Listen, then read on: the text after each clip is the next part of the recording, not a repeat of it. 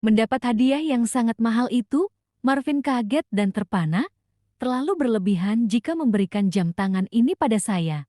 Nona Welma, Aselin membusungkan dadanya dan berkata, "Bukankah Anda belum pernah bertemu dengan papaku Tuan Jackson Welma? Papaku sangat senang jika Anda menerima hadiah dari keluarga Welma, Tuan Rak." "Ya, saya belum pernah berjumpa secara langsung. Saya sangat menghormati beliau. Jika saya menolak pemberian dari keluarga Welmer ini, bukan berarti saya tidak menghormati beliau. Kami harap Anda dengan senang hati menerimanya, Tuan Rak. Anda dan keluarga Anda sangat bermurah hati, tapi pemberian ini terlalu berlebihan. Bukankah kita rekan bisnis?" tanya Eselin lalu tersenyum manis dan manja. Dari tadi suara yang dia keluarkan memang terkesan penuh godaan. Belum lagi gestur dan mimik wajah darinya yang memancing nafsu. Jika Marvin tak bisa mengontrol diri, tenda ini pasti akan bergoyang. Marvin mengangguk pelan. Dia sebisa mungkin tidak menampilkan ekspresi kerisauannya meskipun hatinya mulai tidak nyaman. "Ya, kita merupakan rekan bisnis. Justru itu saya agak menyayangkan. Kenapa keluarga Welmer terlalu berlebihan? Padahal, baru saja saya mengembalikan uang Anda 200.000 dolar, Nona Welma, lalu Anda menghadiahi jam tangan yang sangat mahal ini pada saya." Meskipun berulang kali Marvin menolak, Aiselin terus memaksa dan semakin lama godaannya semakin berbahaya. Marvin tak kuasa, dia menerima pemberian itu dengan hati yang berat. Sikap Aiselin yang tampil seksi dan vulgar telah menarik perhatian para pekerja. Marvin melangkah panjang dan berdiri di tengah tanah lapang, lalu menjerit, "Bekerjalah kalian semua, mandor. Untuk saat ini awasi semua pekerja. Tidak usah dulu bekerja di tanda." Perintahnya dengan nada yang sangat tegas. Marvin kembali duduk. Dia memohon maaf atas tatapan dan lirikan mesum dari semua orang di sana. Pada saat ini, seharusnya Aiselin sadar diri, mungkin dia akan kembali menutup kancing atas kemejanya, atau mungkin duduknya lebih sopan dan santai, supaya tidak memancing birahi para lelaki. Aiselin berdiri pas di samping Marvin sembari mengawasi proyek. "Tuan Rak, kan ada pabrik besar tidak jauh dari pembangkit rak Elektra. Publik belum banyak yang tahu proyek ini. Jangan-jangan, inilah sumber uang terbesar keluarga Rak di Glorystone?" Aiselin mengawas dengan wajah penuh curiga. Alisnya berkedut manja. Bahkan, keluarga Winston saja belum tahu proyek ini. Sengaja Marvin tidak menyebarkan informasi ini kepada banyak orang, dengan alasan khawatirnya akan ada pembenci yang mengusik. Marvin tidak mau ada orang berhati buruk yang mengagalkan proyeknya. Namun ketika nanti telah selesai, biarlah mereka tahu dengan sendirinya. "Pabrik apa, Tuan Rak?" Mister 25 yang sempat heboh. Jika yang bukan kerabat saja bisa menyadari dan peka terhadap perubahan hidup dari seorang Marvin Rak, kenapa pihak keluarga istrinya masih juga belum peka? Aiselin bukan wanita bodoh. Ketika dia tahu Marvin punya uang sebanyak 200 miliar dolar, dia langsung penasaran. Dari mana sumber uang sebanyak itu? Berbeda dengan para pembenci Marvin, mereka malah menaruh rasa curiga semata tanpa mencari tahu seluk-beluk sampai ke akarnya. Sebaliknya, mereka malah memberikan kritikan, cacian, tuduhan, dan bahan tertawaan. Sementara istrinya Jennifer, kuat dalam rasa percaya di hatinya meskipun Marvin belum belak-belakan.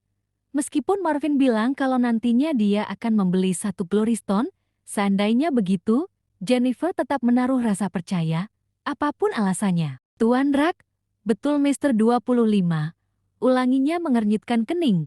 Aiselin dulu tahu info yang beredar bahwa Mister 25 dianggap sebagai bahan untuk senjata pemusnah massal. Jika benar Mister 25 ada, tentu harganya sangat mahal." Marvin menghela napas kasar. "Betul, Mister 25 sebagai bahan bakar pengganti batu bara." Aiselin tercengangkan.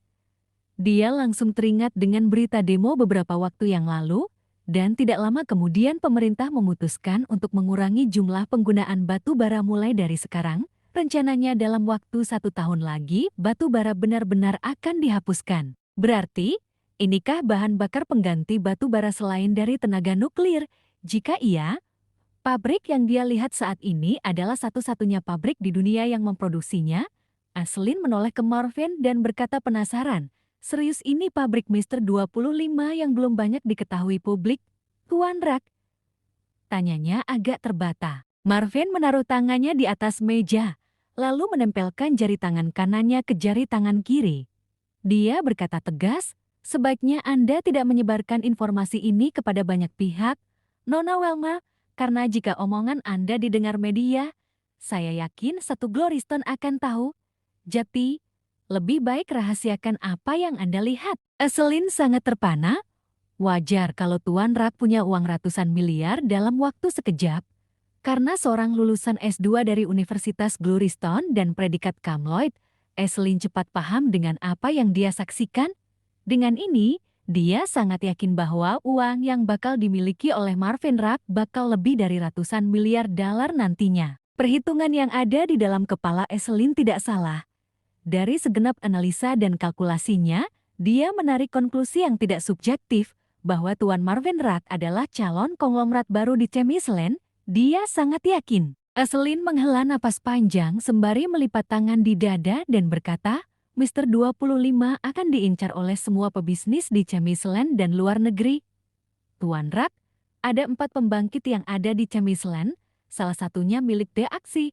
Sekarang, kami menawarkan pembelian Mister 25 sebesar 20 miliar dolar kepada Anda. Kami tidak ingin perusahaan kami di-stop gara-gara tidak patuh dengan aturan dari pihak pemerintah. Mendengar itu, Marvin tersentak kaget. Dia mengoles dagu dan berkata dingin, tidak perlu terburu-buru, Nona Welma.